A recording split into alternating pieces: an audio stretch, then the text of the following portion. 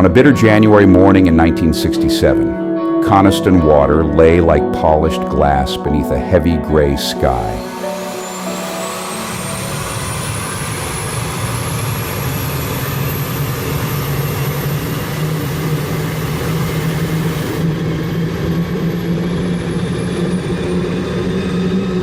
Then came the roar, a primal jet-fueled scream that tore across the silent lake as Bluebird K7, that sleek arrow of impossible blue, hurtled down the course, devouring the water at over 300 miles an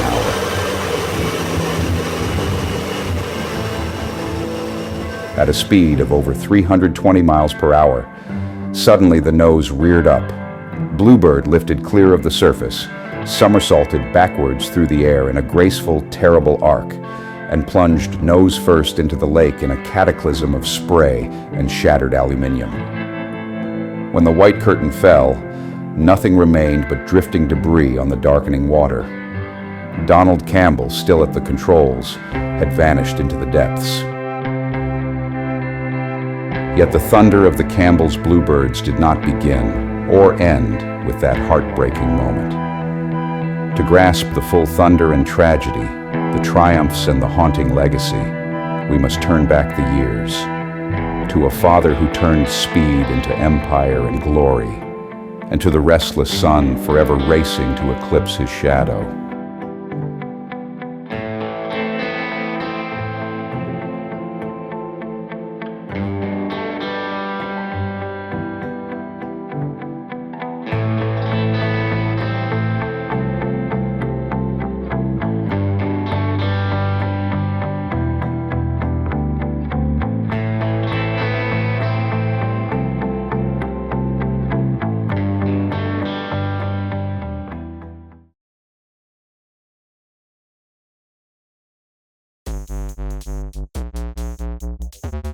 Malcolm Campbell was the living definition of a legend between the wars.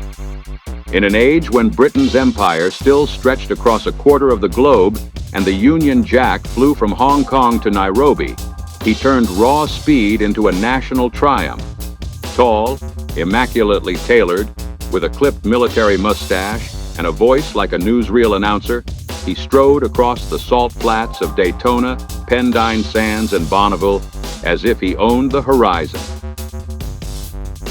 9 times he took the land speed record, each new Bluebird bigger, louder, and more impossibly blue than the last, until on September 3rd, 1935, at Bonneville, the Napier-Campbell Bluebird thundered through the measured mile at 1.337 miles per hour, and the world simply ran out of superlatives. 1937, this year of grace. What has Sir Malcolm Campbell in mind, do you imagine, in launching a speedboat on Loch Lomond? It's foolish of me to ask these rhetorical questions because you all know the answers. Not content with the land speed record, he must needs go and build a boat to recapture the water speed record for Britain. The new Marine Bluebird, powered with the same Rolls-Royce engine that won the landlubber's honour, is literally dropped into this melancholy loch. 4 more times he seized the water record in the 1930s.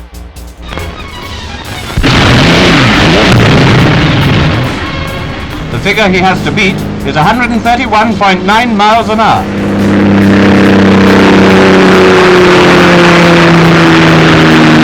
Culminating in August 1939 when, with war only days away, he drove the propeller boat Bluebird K4 across Coniston Water at 141.74 miles per hour, while crowds on the shore waved Union Jacks and the Lake District hills echoed with the roar and applause. His Majesty the King has been pleased to bestow the honor of knighthood. Sir Malcolm, knighted in 1931, decorated in 1918, adored by millions, was the man who made speed patriotic. When he died quietly at home on Reigate Hill on the last day of 1948, the nation mourned as if a king had fallen. The Bluebird fell silent.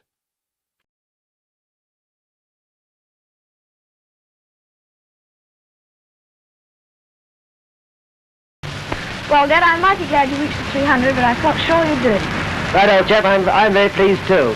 But I reckon you've had a real good time whilst you've been over here in the States, because everybody's been so awfully kind to you, haven't they? They sure have.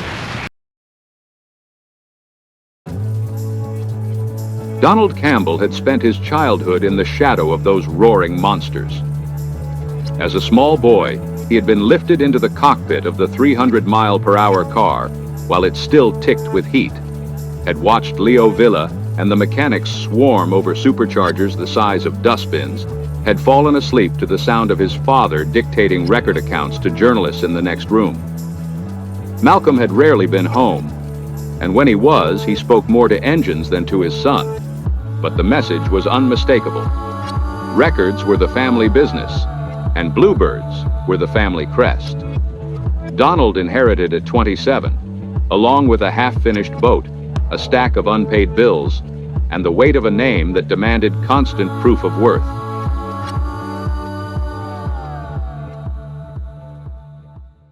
He wasted no time. Within weeks of the funeral, he bought K4 back from the estate, persuaded the inseparable Leo Villa to stay on, and began converting the old propeller boat to jet power. The press, still hungry for Bluebird stories, watched closely. Donald was slimmer than his father, darker, with film star looks and a quick smile that hid a deeper restlessness. Where Malcolm had been imperial and certain, Donald was driven by something closer to compulsion. He once admitted that he felt he was running to stand still, forever trying to match a ghost who had already touched 300 miles per hour before Donald had even left school. Superstition gripped him hard. No green clothes, no Friday starts, a lucky mascot in every cockpit. Yet the ambition burned brighter than the fear. He started modestly, winning races with the modified K4 in 1951, but his eyes were already on the jet age. In 1953, he commissioned brothers Ken and Lou Norris to design an entirely new hydroplane, Bluebird K7, the first purpose-built jet boat the world had seen.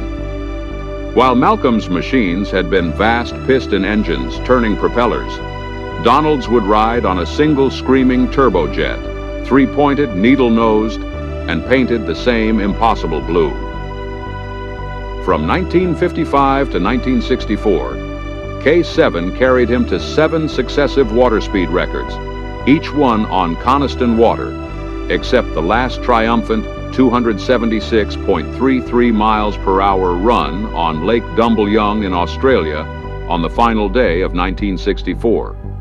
That same year, in the turbine-powered four-wheel drive Bluebird CN7, he finally broke the land speed record his father never quite reached, hitting 403.1 miles per hour on the baked surface of Lake Eyre.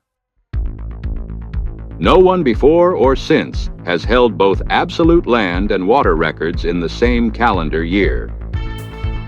For one brief moment, Donald Campbell stood alone on the summit his father had pointed toward all his life. But 300 miles per hour on water remained the unfinished sentence. Following his 1964 triumphs, Campbell planned an even bolder leap. Bluebird Mach 1.1, a rocket-powered supersonic car designed to reach around 840 miles per hour and break the sound barrier on land. A full-scale mock-up was built, but lack of sponsorship stalled the project.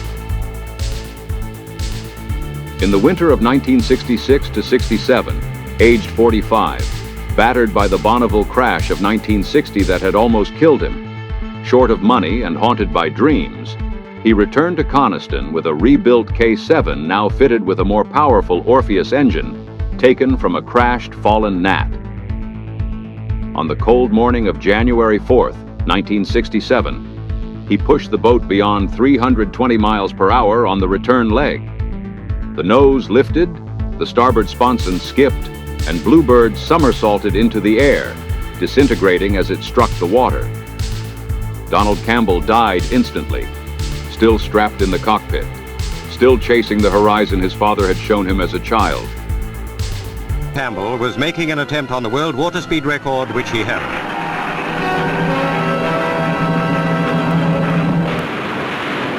5,000 years ago, they said, let us now praise famous men. And in Lake Coniston now laid the body of a famous man who was among the bravest of the brave.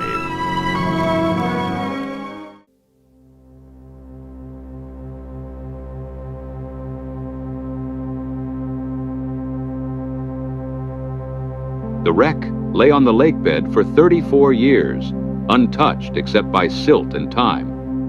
Bluebird K7 rested upside down in 142 feet of cold, dark water. Her bright paint dulled to a ghostly turquoise, the steel frame slowly turning to lace with corrosion. Donald Campbell was still in the cockpit, seatbelts fastened, helmet on, one hand frozen near the throttle as if he had only paused for breath. For decades, the lake kept its secret. Divers visited out of curiosity, but no one disturbed the grave.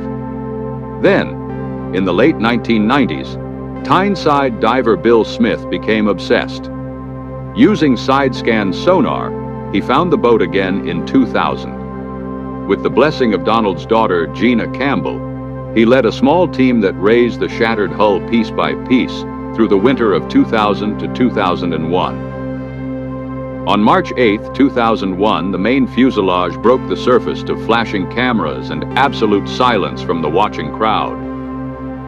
Almost 3 months later, on May 28th, the divers located Campbell's body still strapped in the cockpit section. His blue racing overalls were remarkably preserved. The body was taken to Coniston Mortuary, formally identified by dental records, and on September 12th, 2001, Donald Campbell was finally laid to rest with full honors in Coniston Cemetery. Ownership of the wreck and artifacts immediately became complicated. Bill Smith believed salvage law gave him rights.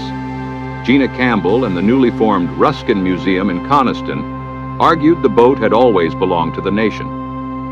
A bitter court case ended in 2006 when Gina formally gifted K7 to the Ruskin Museum on condition that it be restored to running and displayed permanently in the village. Bill Smith's newly created Bluebird project took on the restoration in a workshop in North Shields, entirely volunteer-run and funded by donations. What followed was one of the most extraordinary resurrections in engineering history. Every rivet, every fractured longeron, every twisted bulkhead was cataloged. The steel space frame, feared rusted beyond salvation, proved surprisingly sound because Coniston Water is low in oxygen. Volunteers worked evenings and weekends for almost 18 years. They rebuilt the aluminium skin using 1950s hand tools to preserve the original hammer marks. They tracked down 3 Bristol Siddeley Orpheus engines, one of them the actual spare Campbell had stored in 1967.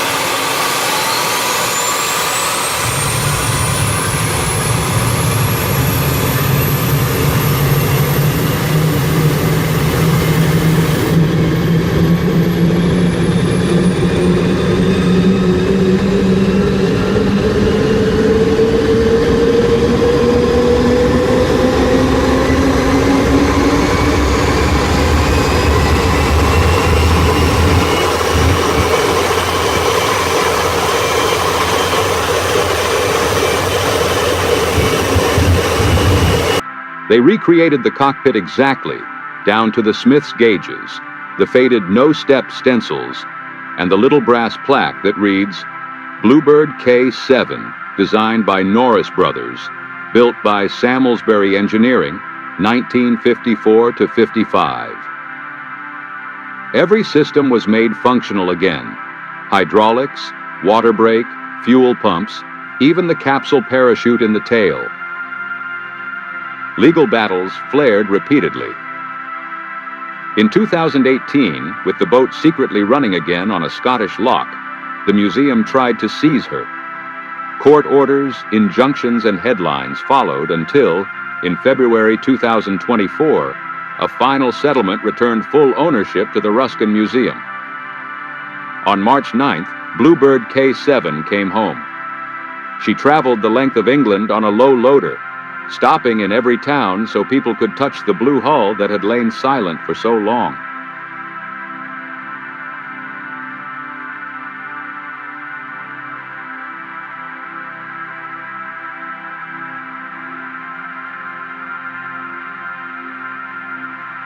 Today, she sits in the purpose-built Bluebird wing of the Ruskin Museum, nose pointed toward the lake through a huge window, spotlights picking out every weld and scar. But she is no static exhibit. In August 2018, on the Isle of Bute, she ran again for the first time, reaching 150 miles per hour and proving every system still works. Permission has finally been granted for a short series of commemorative runs on Coniston Water itself between the 11th and 17th of May 2026. The 10 miles per hour speed limit will be waived for those 6 days only.